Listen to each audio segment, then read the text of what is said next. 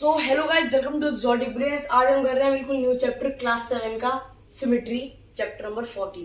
So guys sorry for the delay of the video, बहुत late आई है video, मेरे को पता है, पर अब से वीडियो रहेगी, ठीक है। तो पहले हम समझते हैं क्या है सिमेट्री। नेचर ने हमें nature has gifted many living and non living symmetrical objects to अस।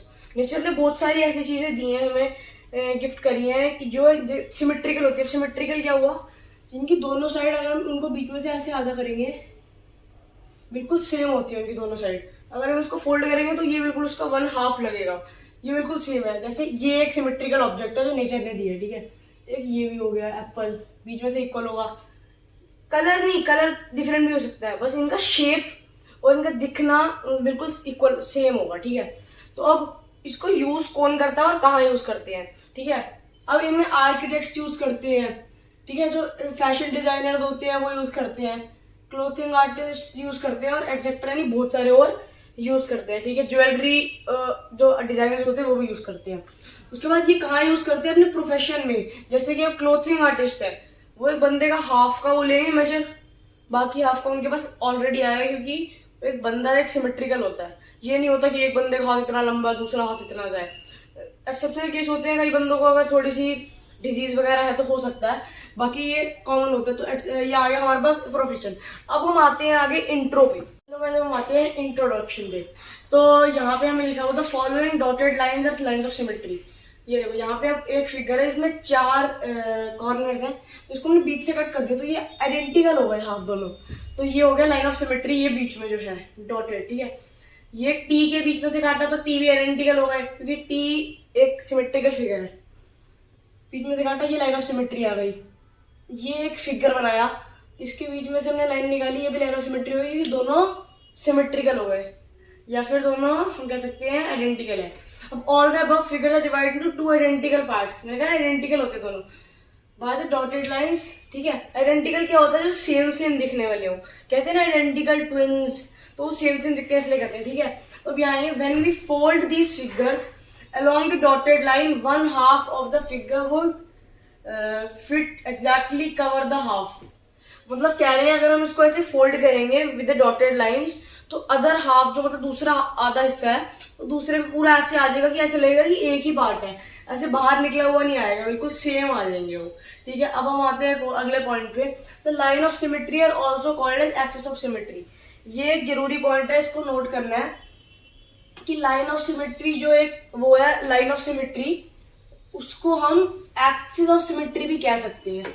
मतलब इसको हम एक्सिस ऑफ सिमेट्री भी कह सकते हैं, एक्सिस ऑफ सिमेट्री कह सकते हैं। अगले पॉइंट पे, आप फिगर में और may not have line of symmetry. जो जिनके पास लाइन ऑफ सिमेट्री है उनको हम बोलेंगे सिमेट्रिकल फिगर्स, उनके पास नहीं है उनको नॉन सिमेट्रिकल फिगर्स बोल लेंगे। जैसे कि हर उसके पास नहीं होती। जैसे अगर हम देखें, अब टी पे है सिमेट्री की लाइन, पर आर पे नहीं है, ठीक है। तो R is non symmetrical figure. ये हो गया हमारे पास एग्जांपल। उसके बाद हम आएंगे अगले पॉइंट पे। अ फिगर में ऑल्सो है more than 1 line of symmetry. कई फिगर ऐसे होते हैं इनके पास एक से ज्यादा लाइन ऑफ सिमेट्री होती है। जैसे हम अपना ये एग्जांपल ले लेते हैं, इसका रेक्टेंगल का, इसके पास 2 हैं, ठीक है। ये दोनों इक्वल होते हैं, ये दोनों इक्वल होते हैं, ठीक है। इनके पास 2 हैं। अब हम आएंगे स्क्वायर पे। स्क्वायर के पास 1 2 3 और 4 हो जाते हैं स्क्वायर के पास, ठीक है। यहाँ 4 हो जाएंगे, 2 हो जाएंगे, क्योंकि इसके सारे इक्वल होते हैं, ठीक है। तो इसके पास 4 हो गए। अब हम आएंगे लास्ट पॉइंट पे। A line segment has 2 lines of symmetry whereas line has infinite. अब हम देखेंगे एक लाइन सेगमेंट क्या होती है। एक लाइन सेगमेंट होती है जो एक पर्टिकुलर पॉइंट से शुरू होती है और एक पर्टिकुलर पे खत्म हो जाती है। इसकी 2 लाइन ऑफ सिमेट्री होंगी। कैसे?